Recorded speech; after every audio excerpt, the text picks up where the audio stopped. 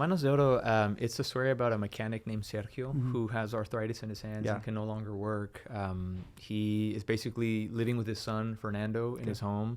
The mother's no longer there. And basically what ends up happening is they have this sort of, they're playing chicken with one another about who's the new man of the house. And it deals with a lot of subjects that I think concern not only our community, Mexican-American community, Mexican community, but just at large, just, what it means to be a man in this, day and age, masculinity, mental health. Like, I feel like those are themes that are very much stigmatized in our community, especially being a Latino. Like, you bring up words such as bipolar or ADHD or any of those words that I feel like are very important to us now.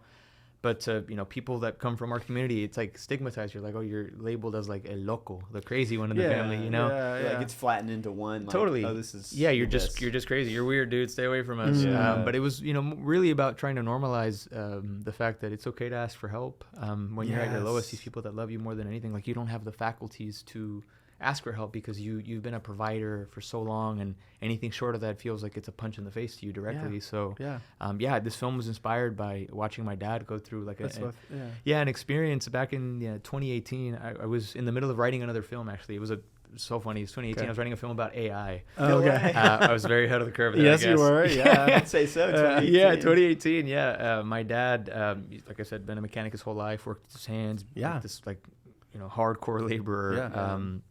He got this weird nervous system condition where they got paralyzed for like a month, and he's fine now. Like he's doing better than ever. He's great, but he was seeing that face to face. Seeing that was horrifying because this is like my dad, like a hero of all of our family, just gonna be bedridden and paralyzed, not being able to move. And what was hurting him the most wasn't the physical pain, which to be clear was like very intense. It was the psychological of like not being able to work and being able to use his hands, be out with his boys, getting dirty, getting gritty, being a provider. And he would, like complain and cry to my mom that like, I'm not doing anything. And, it makes you wonder like, okay, if I get stripped of the thing that I love, like, I would be left an absolute mess, you know? So a lot of those workaholic tendencies, I think I really started to see them.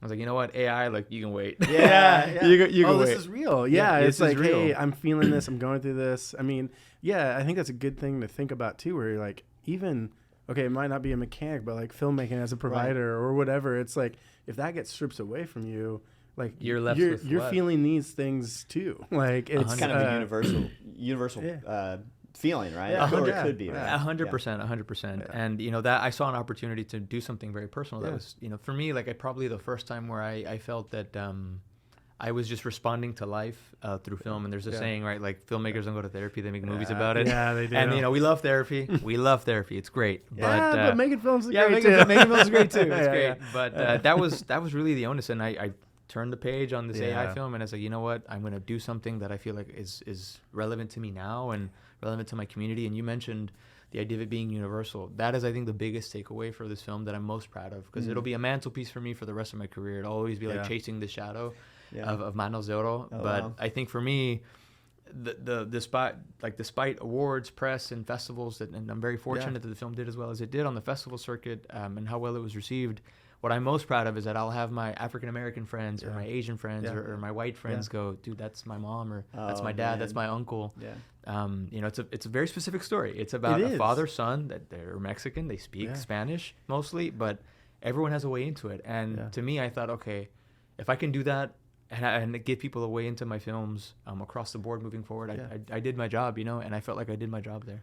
Yeah, oh, man, that's so good. Yeah, that's awesome. We had a talk here this last week with a guy named Richard Ross he was talking about branding, something like that. He's a creative director for like a water company that's starting up, and he said it's in the particulars where you find the universal. So like this idea that the more specific it is, the more universal it becomes. Yeah, and that blew my mind.